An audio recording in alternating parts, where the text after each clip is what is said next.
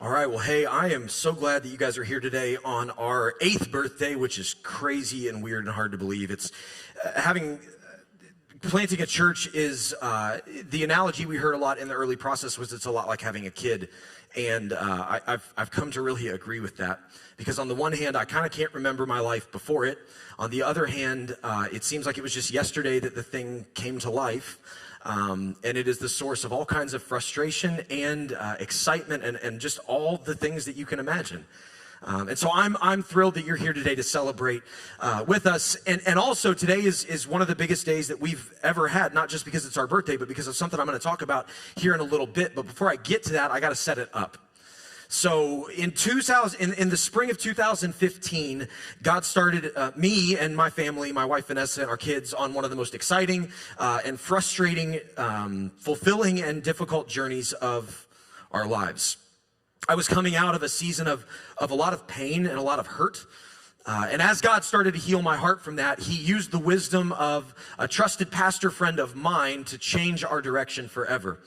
The pastor knew that I was kind of in this spot where I could tell that God was starting to talk to me about something. I've been following the Lord a long time, and I just get this sense when God's starting to talk to me. And I knew that he was getting ready to tell me something, but I didn't know what. I couldn't figure it out. So I'm talking to this guy about it, and I was like, hey man, you got any advice for me? I know God's preparing me, but I don't know what for. And so he suggested that I go watch this series of videos on church planting. And I didn't, because I didn't want to plant a church. But a few weeks later, I kind of begrudgingly went and started to watch the videos because I just couldn't shake it. There was just something about it that stuck with me. And so I started watching the videos, and as I got to the end of the final video, I was sitting in my office at Highland Christian Church in Maysville, Kentucky, and I put my hands on my head and leaned back in my chair, and at least in my memory, out loud said, "Oh God, what are you doing to me?" Because in that moment, I knew that I was going to give my life to plant a church. And it was exciting, but it was scary. It was nothing that I ever wanted. I had been a youth pastor for like 8 years, and I was perfectly content with that. But I knew in that moment God had done something new. He had birthed a dream in me, and I say birthed because that's a lot what this has been like. Now, as we moved on from there, there's so much that I could tell. But, I mean, you guys want to eat lunch at some point, and I do too, so I won't belabor all of it. But finally, after a lot of stuff, on September the 18th, 2016, we launched City North Church. We held our first public service at Genoa Middle School in Westerville. And it was such a good day. It was so exciting and so energizing, but it was also terrifying because it was like, well, some people came this week. Are they ever going to come back? Did we scare them all away or not? And we didn't know, but we went home believing that God was going to do some great things. And today, as we celebrate 8 years, God's done some really incredible things. We celebrate all kinds of life change. We celebrate 88 people who have given their lives to Jesus. We celebrate 35 that we've baptized. We celebrate addictions that have been broken. We celebrate marriages that have been restored. We celebrate wounds that have been healed. We celebrate so many different things. But ultimately what we celebrate most of all is that from the very beginning, God, the dream that he put in my heart was that, again, coming out of a season of brokenness, God put a dream in my heart to make a church for people who were like me, who had been hurt, who had been wounded, who had experienced brokenness, and who just wanted a place to heal.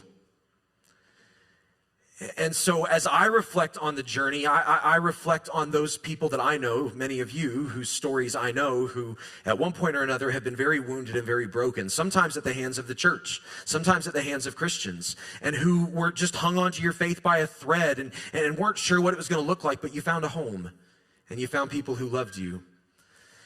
And from the very beginning, the dream, we've said it many different ways over the years, but the dream has always been that we would just help people find life in Jesus. Because I believe that there is life in Jesus. I've experienced that. I know many people who have life in Jesus. And so the dream was always just to help people find life in Jesus. And this year, as I reflect on the journey, there's a little bit of a different theme that's been highlighted for me.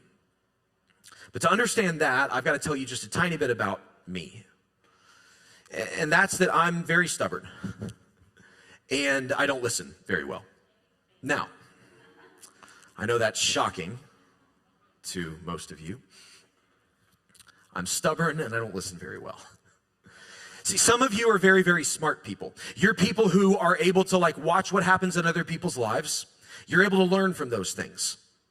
You're able to listen to the advice of other people, and you're able to like apply, and then you're able to avoid messes in your lives because you listen and you pay attention. And then there's the rest of us. There's me and all my people who just have to learn things the hard way. Who have to, no matter how many times I see somebody do a thing or hear somebody give some advice, I've got to like bull rush my way through it and make the same mistake myself, usually a few times before I'm like, oh yeah, that's dumb. I should not do that thing. And that particular dynamic about me has created some interesting moments with God in my faith. Because what it means practically is that God has to like beat me over the head with a thing before I'll learn the thing. You might be able to relate to that. You might not. Maybe you're not as dumb as me, and that's better for you, for sure. But if you are anything like me, you know what it's like to have God beat you over the head with something before it's finally like, okay, got it. I should have known that a really long time ago, but now I've got it. Let me give you some examples from the journey over the last 8 years. The first one actually starts long before that. See, what led to that encounter I had with God in my office at Highland Christian Church in the spring of 2015 started about a year and a half before. I was the youth pastor at a church that at the time was one of the fastest growing churches in the denomination that I was a part of, that I had grown up in. We were doing some really incredible things. I had moved there about 2.5 years before, and I had done it largely because the guy who was the pastor was a good friend of mine from college. He was an incredible leader. He was doing some just unbelievable things. And we had been talking for years about working together, and it lined up. I got in pretty early. He had just planted the church like a year before we started. They were already running like 200 people. I came on staff. I was his right-hand man, and I thought we were set, like, for life. We were going to raise our kids there, and their family were going to be our best friends, and it was awesome. Until it wasn't. And in January of 2014, after 2.5 years at that church, when our oldest, Brooklyn, was 4 months old, I walked into my office one day and was fired by my best friend with no warning. No idea it was coming. And it rocked me. It really, really messed with me. What I didn't know then at all, because in that moment and in the coming days and weeks and months, I was not happy with God. I was angry. I was so hurt. What I didn't know then was that it was that hurt and brokenness that God was going to use to plant a dream in me to come home and start a church for people who had been where I had been. Because I had never been there before, and I didn't know what it was like to be that hurt and wounded at the hands of a church. And so God used this circumstance that I would have never asked for, would have never wished on myself or wished on my worst enemy. He used it to put me on a new road that I would not have been able to go on because I wouldn't have even heard God telling me to go on it. It just wouldn't have happened. I wouldn't have listened. As another example, I think about what happened when we moved back to Ohio, to Columbus, to plant the church. See, when we moved to Maysville, we had purchased a house, and again, we thought we were going to be there for a long time. We thought this was going to be kind of a forever thing, and so we did a dumb thing as a young married couple, and we overbought on a house that was way more than we needed. It was way more than we could afford, but it was like, hey, we're going to be here for a long time, so this is a good investment. It turns out that was dumb. And as we moved back to plant the church, God had orchestrated all these things along the way. And we had really asked, like, hey, you got to make it clear to us if we're doing the right things, because I'm too emotionally vested in this. You got to make it clear. And God made it clear. But there was this one detail that didn't work. Our house didn't sell. Everything else went exactly how we asked God to line it up, but our house didn't sell.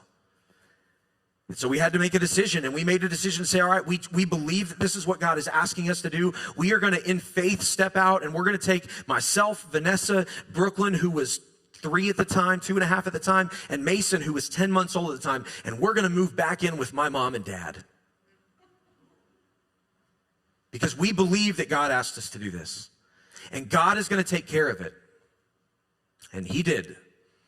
17 months later. And through that process, I spent so many days frustrated, and I didn't understand what God was doing or why he wasn't doing what it seemed like he should be doing. And then to make matters worse, when our house finally did sell, we had to sell it for about $20,000 less than we bought it for, because the market in the town that the house was in had tanked. And it was like, what, God, what are you doing? You've lined everything else up, and then there's this thing that has crushed us financially. We've had to live with my mom and dad. Well, here's the thing. If God would have told me in 2015 to move back to Sunbury, I would have said nope. Because what God knew then, but I didn't, was that my heart was still too bitter toward the town that I grew up in to ever come back here. I hated it here when I grew up. I hated it. All I ever wanted to do was leave. And so when we planted the church in Westerville, that was a very strategic decision. I liked Westerville. I liked it a lot. So I wasn't going to come back to Sunbury. God told me to come home, and I heard come home and thought, come home-ish, like close to home. Westerville was kind of like, my best friend lived there growing up. I spent a ton of time there. That's home. And so we started the church in Genoa Middle School. But what happened over time was, as we lived with my mom and dad, and as God forced us into a situation where I was in a place I didn't want to be, he started to change my heart. And I started to fall in love with a town that I hated. And in the end, once our house sold, Vanessa and I made the decision not just to stay in Sunbury ourselves, but it had become obvious to me that God wanted our church in Sunbury all along. And so we made the decision to move the church from Genoa Middle School in Westerville to Big Walnut High School in Sunbury. That never happens if God doesn't force me into a spot where I've got to spend 17 months living with my mom and dad, so that I'm like, oh, I like it here. As one final example, in the winter of 2017, in December of 2017, I sat in this room for a Christmas pageant for Brooklyn. She was in preschool at the time. They had a Christmas program here. There's a preschool that meets in the school during the week, and they had a program here, a Christmas program. So we came, and we sat kind of right about where Vanessa is right now, and we sat somewhere right in there, and it was myself and Vanessa and Mason and my mom and my dad, and we're all sitting in there, and I'm looking around the room. To my memory, I'd never been in this building before in my life, and I'm looking around the room, and I leaned over to Vanessa, and I said, yeah, this is an ugly room. Who would ever want to meet in here? I promise on my life. God's got a funny sense of humor. Meanwhile, our team was dying. Just to be really blunt, we were at Big Walnut High School, and at the time we had only ever been a portable church, and we owned a 26-foot by 8-foot box truck, and every single thing that we owned went in that box truck in various crates and containers. And so we would every single Sunday morning, somebody from the team, often it was me, sometimes it was Tyler, but there were various people, somebody would have to go to a storage unit in town at about 7 in the morning, go pick up the box truck, bring it to Big Walnut High School at 7:30 for load in, and we would take about 2 hours to load everything in the building, set it all up, get ready for service. And then we'd have a service. And then we'd have to tear it all down. And our mornings usually were about 7:30 a.m. to 1:30 p.m. by the time it was all said and done. Now, at the time, our church was about half the size that we are now. And the people who were involved in setup and teardown were the same people week after week after week after week after week after week. And it was so defeating, and it was so frustrating. And there was we were tired, and morale was low. And what I didn't know was that as God that he was starting to orchestrate some things. And I'll never forget, there was a phone call I got from one of the very best team members we had at the time, he and his wife, and they called me and they said, Andrew, listen, we love everything that we're doing at City North. We love it. But if something doesn't change with setup and tear down in the next few months, we can't do this anymore. And I just remember thinking, oh my gosh, if that's where they are, there have to be at least 8 or 10 more people. And that's like our entire setup team. And if something doesn't change, we're going to kill this church. But my hands were tied. Like I didn't really know what to do. Because I believed in the way that we were doing things. I thought it was good, and I really believed we were doing things the right way, but there was really only one way out of this problem, and that was to have a building where we wouldn't have to set up and tear down as much. But you may not be aware of this. It's hard to find a building that works for a church in that capacity. Unless there's an old church building that a church has moved out of into a new building that's just sitting vacant, like this building was in 2018. And so through a series of kind of funny things, God opened a door for us to begin meeting here at 250 Rainbow Avenue in the ugly room that I never wanted to meet in. In fact, this is not a joke either. I remember telling Tyler and Karina, who were on the team at the time, I remember sending them over here one Sunday morning after service. I said to them, hey guys, I've got a building that I need you to go look at, because here's the deal. It's got like a steeple and stuff, and like these big fluted columns, and like, you're like, why does that matter? Well, like, our vibe was very different than that. And I liked that our vibe was very different than that. And I was like, guys, listen, I need you to go look at it, because Tyler and Karina they came on our launch Sunday. Karina came on our launch Sunday, and they were still new to their faith, and they didn't have this church background like a lot of Christians do. And so I was like, I need you guys to go look, and I need you to report back to me and tell me if you think that building is awkward and you wouldn't want to go there. And they were like, okay. And about 20 minutes later, they called me and they were like, it's not that bad. Why are you worried about it? I was like, okay. And then God opened some doors and he brought us here. What I didn't know was that when I sat in this room in December of 2018 and looked around and said, oh, what an ugly room. What I didn't know then was God was putting me in a position where he was going to force my hand, because I wouldn't have come here willingly. I wouldn't have. And that was dumb. But God had to put me in a position where I was legitimately concerned that our church was going to survive, for me to be willing to give up something that I shouldn't have cared about that much to begin with, so that we could have rest and health. There's a story in the Bible that all these things remind me of, and I've talked about it. Actually, this is going to be the third time this year we've talked about it, so I'm not going to belabor it, but it's also funny to me. As I said, God tends to beat me over the head with things. It's a little bit ironic to me that God just keeps bringing this story back to me this year. But in the book of Genesis, there's a man named Joseph, who, if you're familiar with his story, you know this, and if not, I'll just kind of briefly catch you up. Joseph is one of 12 brothers, and of those brothers, Joseph is his dad's favorite. And his dad is not quiet about it. He makes a big deal of it. And Joseph also has these dreams where his brothers are like bowing down to him, and he tells them about it, which is dumb, but it's what he does. So his brothers hate him. They can't stand him. And eventually it gets to the point where they decide they're going to sell him into slavery just to get rid of him, obviously without their father's knowledge. So Joseph ends up a slave in Egypt, many, many hundreds of miles away from his home. And the craziest thing happens. God starts to orchestrate all these circumstances that don't really make sense to put Joseph into a position that eventually his brothers have to come and buy food from him, because there's a famine and there's no food anywhere except in Egypt, where Joseph has amassed a tremendous amount of food. And so the brothers come not knowing that it's Joseph, and he sells them food, and eventually he reveals himself. It's this really emotional moment, and he reunites with his father, and the whole family moves down to Egypt to be with Joseph. And then when his father dies, the brothers are terrified.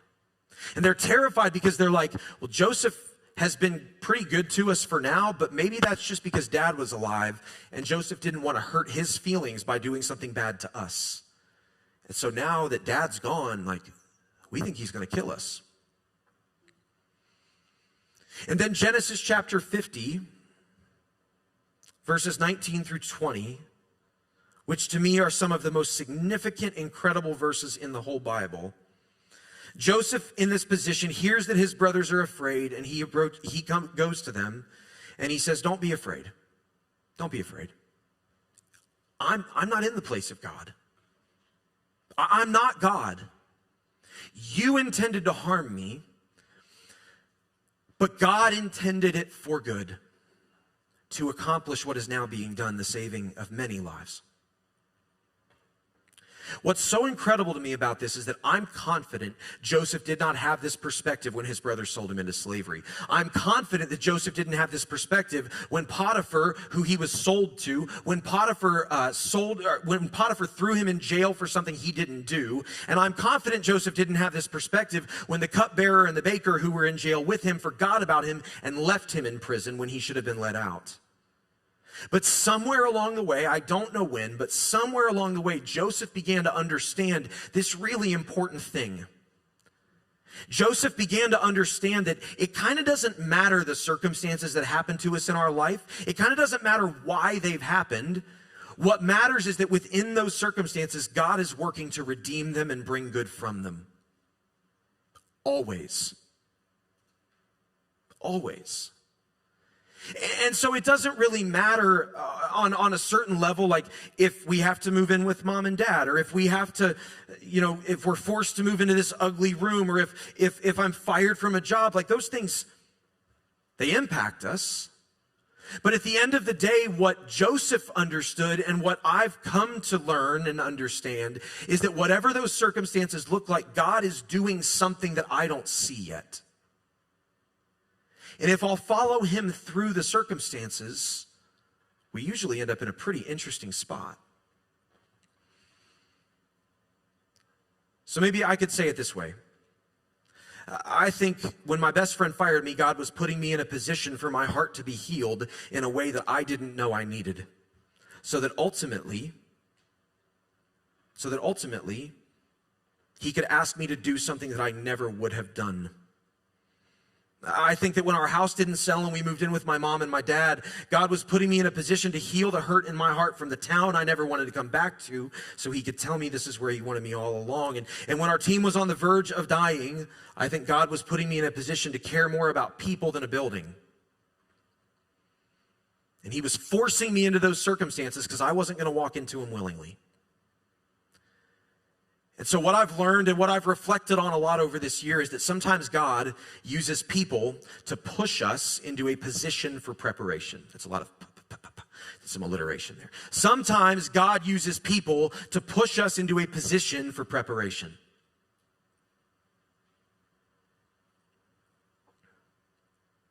That brings us to today.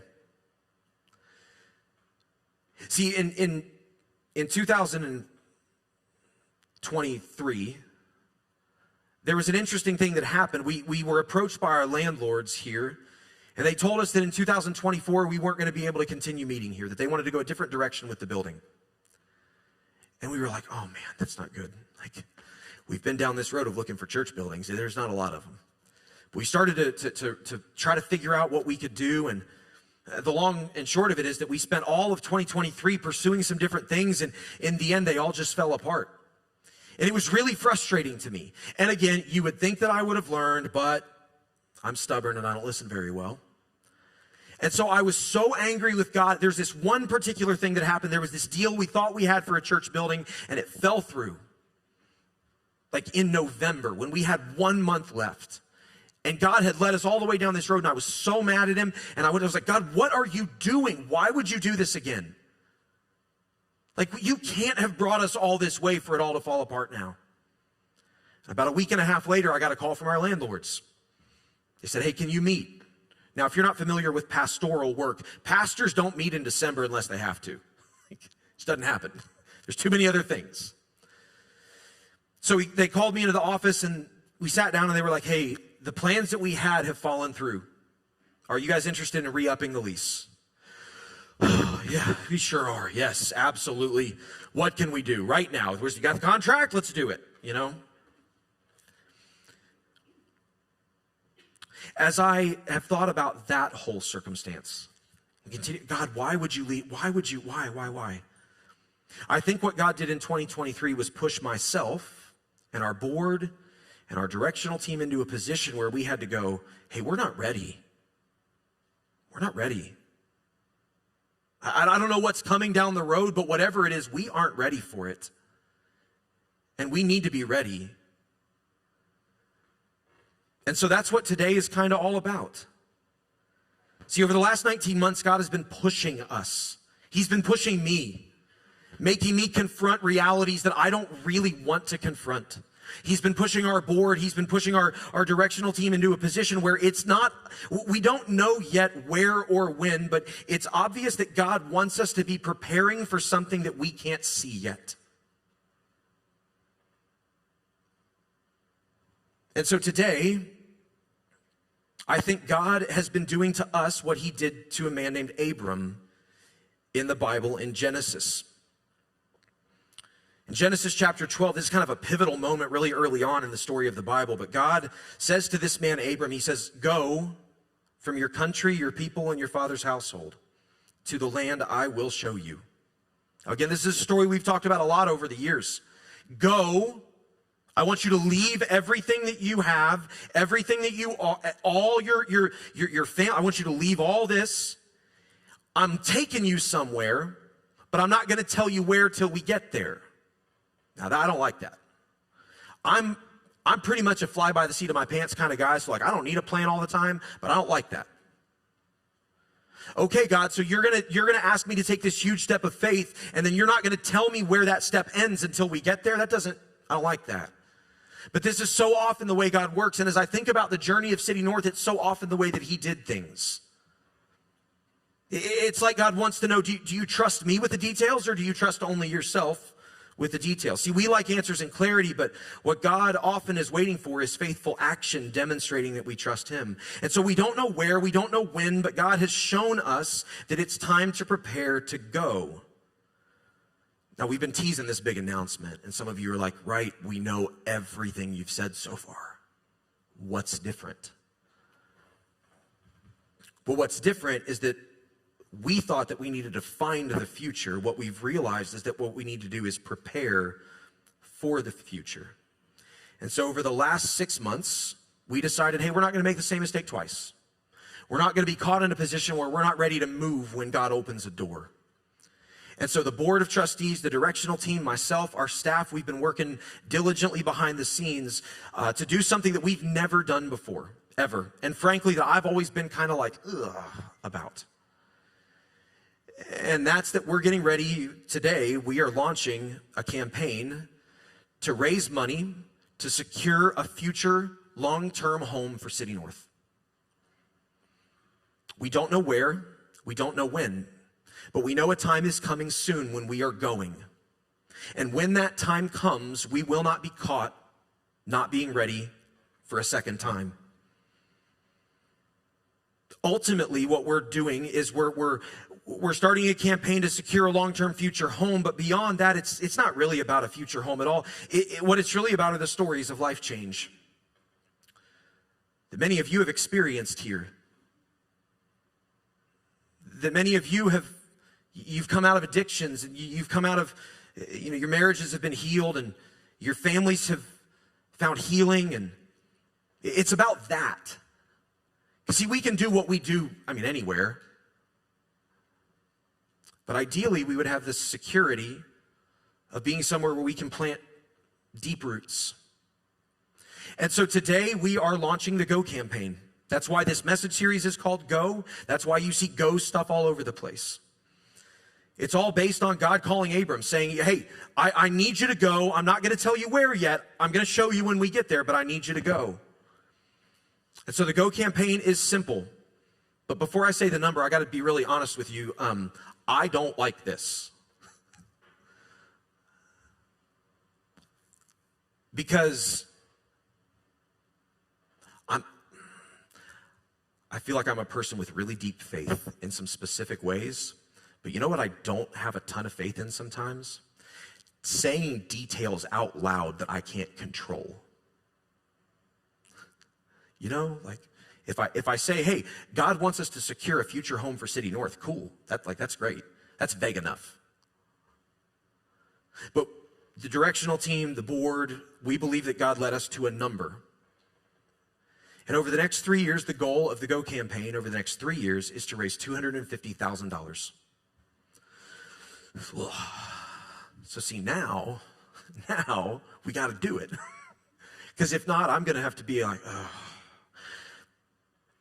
God has led us to this place. And I could tell story upon story upon story of how it happened. But the board, the directional team, we're confident that the next step for our church, what God has led us to, is to say, okay, it's time to prepare. And the way that we're going to prepare is by raising $250,000 over 3 years to secure a long-term future home for City North Church. So that we won't be beholden to a landlord. So that we won't be in a situation where we can't get rid of the pews and buy chairs. So that we can flex this space. So that we won't be caught in a position where we can't do ministry the way we feel like God wants us to do ministry because we have red tape we have to go around. We want to be able to lead people to life in Jesus however the Lord asks us to, and we believe that the best way to do that is to secure a long-term future home that is not 250 Rainbow Avenue. But the only way to do that is to have some money on hand. Now, the reality is that this is a tough ask because we don't have a specific project. We haven't gone to an architect and gotten drawings made. We don't have a piece of land. There's none of that. Because again, just like Abram in Genesis chapter 12, we don't know exactly where it is the Lord's leading. All we know is that right now God is saying it's time to buckle up and prepare because I've got something coming. And when it comes, you're going to know it, but you have to be positioned to be able to take advantage of it. Now, since I've already put out some big, huge goal that I can't possibly help us fulfill, that only God is going to be able to pull off, let me give you what I think God is going to do. I think at some point over the next 3 years, God's going to hand us a piece of land. Or God's going to hand us a building. And I don't have a clue in the world where. I don't have a clue in the world how that's going to happen because I don't know any places around where that's possible. But what I know is that God has access to all kind of resources that I don't have access to and that you don't have access to. And that throughout the history of God's relationship with people, what he has not done is asked us to figure out all the minute details. What he's asked us to do is take the step that he's laid before us and trust him for what's to come. And so I don't know what it's going to look like. I don't know where. My gut is it's going to be in Sunbury because it took God a while to get through to me that this is where he wanted me to begin with. So I don't think we're going to move from Sunbury. But I don't know.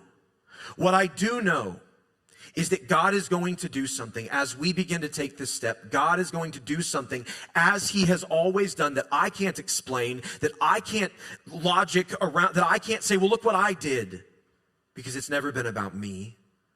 That our board can't say, look what we did, because it's never been about our board. That our directional team can't say, look at how strategic we were, because it's never been. We're going to prepare. We're going to do the strategy. We're going to do all that. But at the end of the day, I think God's going to do a miracle. The question is, will we be positioned and prepared to seize on that miracle when he does it? And that's what the Go campaign is all about. So where we're going over the next 4 weeks. Because today we're launching this. We've never done anything like this, but over the next 4 weeks, let me tell you where we're going to be going through this message series. We're going to be answering some big picture questions like the where and the when, which I've kind of already teased. Don't know, but there's more. There's more. I'll be more specific than that. Sorry. We're going to answer the who question. We're going to answer the how question. We're going to answer some of the big picture questions, and we're going to give you guys that are a part of City North an opportunity to ask questions, because I'm sure there probably are some.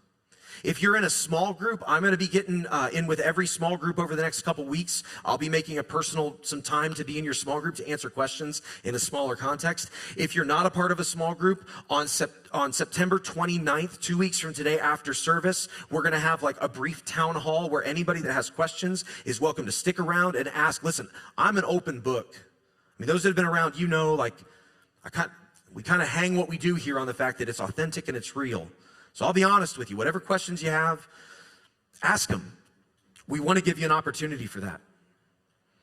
So over the next 4 weeks, we're going to be doing that. And then on October the 6th, we're going to be actually launching the official campaign. And so what I'm going to have the folks in the back, they've got some little cards that they're going to bring up and hand out right now. Just take a card, kind of pass it down. I'm going to tell you what it is in a moment. Whether you're a part of City North or you're just visiting, go ahead and take one. It's fine. You don't have to do anything with it. Just do that for now.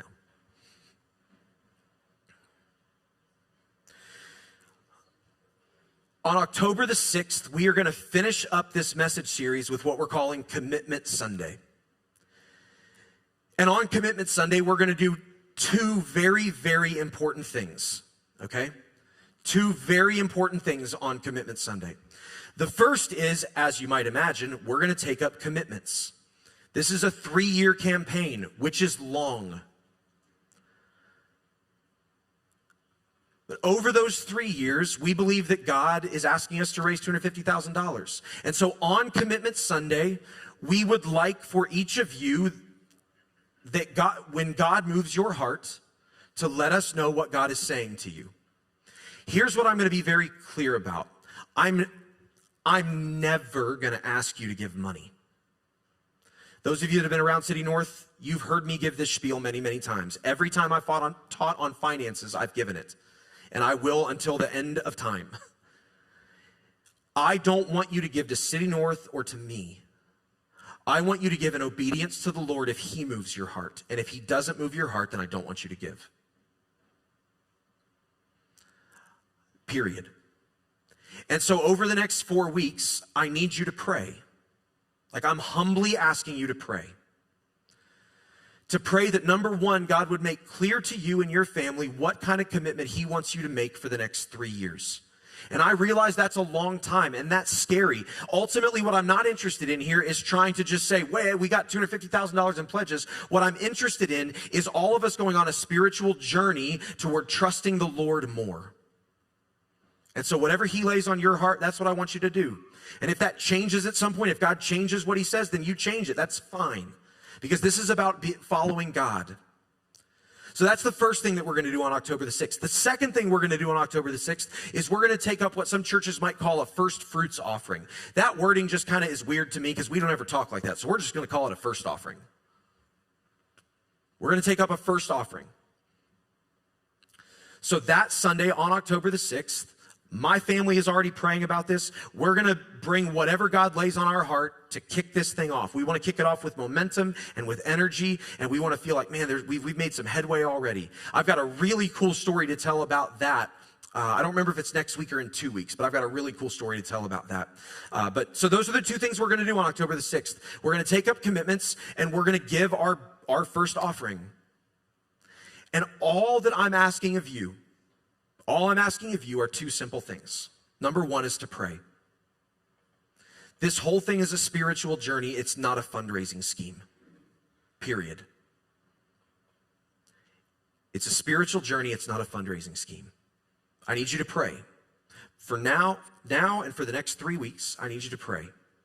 I need you to pray for 3 specific things: God's provision, God's presence, and God's direction. God's provision, God's presence, God's direction. I have no interest in getting to the end of this and being able to tell a look at us story. What I do have interest in is getting to the end of this journey and being able to tell a story of God doing some miraculous things that we can't take credit for. I don't want to be like, we raised $250,000. I want to be able to say, somehow $400,000 came in and God gave us a building. And I don't have a clue in the world how that happened, because I know that the people in our church are already super generous and that there's not a ton of margin. And I can't even begin to tell you how we got just a building fall into our lap. I want to be able to tell a story of something only God can do. And in order to be able to tell that story, we need God to move, not us. And so we need to pray for God's provision. We need to pray for God's presence, that He would move in our church through this process. If we get to the end of this journey and we raise $250,000, but we as a church body are not closer to the Lord, it's a loss. Period. But if we as a church family are closer to God through this process, then it's a win. Because it's not about the money. Yes, we need money, but it's not about the money. And I also want you to pray for God's direction, that He would make it abundantly clear to us, go to the land I will show you. We need to know the land He will show us. When we arrive there, we need to know we're there. And so we need your wisdom. We need you to go to God on our behalf and pray for that. The second thing that I need you to do through this process is participate. Participate. And when I say this process, I mean the next 4 weeks specifically. I'm asking you to be here. That's number one. How can you participate? You can be here. for each one of the Sundays. If you're not able to be here, catch up online, that's fine. But everything I'm going to be talking about over the next few weeks is critical in understanding this journey. So be here, be in prayer. Hey, I already talked about prayer, but I don't want to underemphasize that. I need you to be praying. That is the most important participatory thing you can do, by the way. The third thing that you can do, if you would be willing to, is share your story. Because at the end of the day, the only reason I'm up here saying all of this is because of what God has done in the lives of people over the last 8 years. I don't care about holding Sunday services to feel better. I care about people who are lost and broken finding hope and healing. I care about people who are far from God coming home to their Savior, their Father who loves them so much. I care about people whose marriages are dying inside, finding people that they can talk to and that they can be real with, who aren't going to judge them and aren't going to throw them under the bus and are going to say, we'll walk with you until you find healing. I care about people who are lost in addiction, finding a place where they don't have to hide that addiction, but where they can be genuine and authentic and find people who will walk with them. I care about people finding life in Jesus.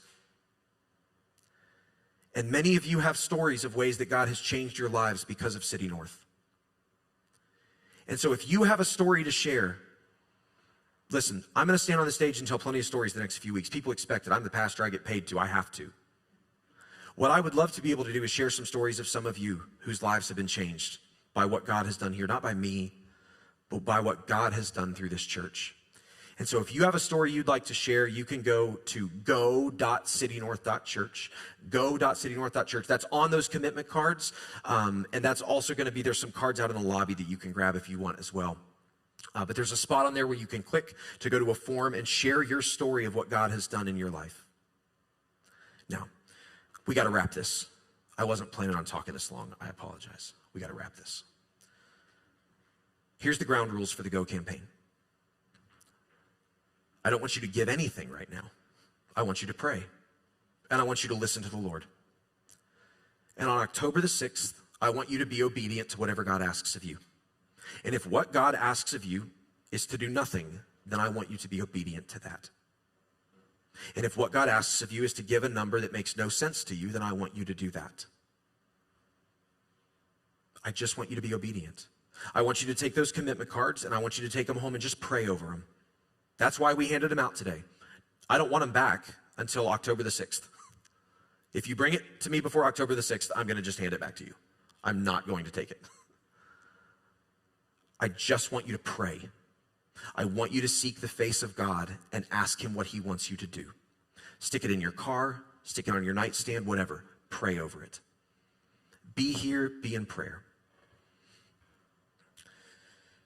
Very quickly, I want to share one more story from the Bible of an incredible thing that happened when God pushed people into a position that they didn't ask for. It's kind of hidden because it's in a couple different books, but in the book of Acts, there's this really interesting account. It says, after this, Paul left Athens and went to Corinth. There he met a Jew named Aquila, a native of Pontus, who had recently come from Italy with his wife Priscilla, because Claudius, who was the emperor at the time, had ordered all the Jews to leave Rome.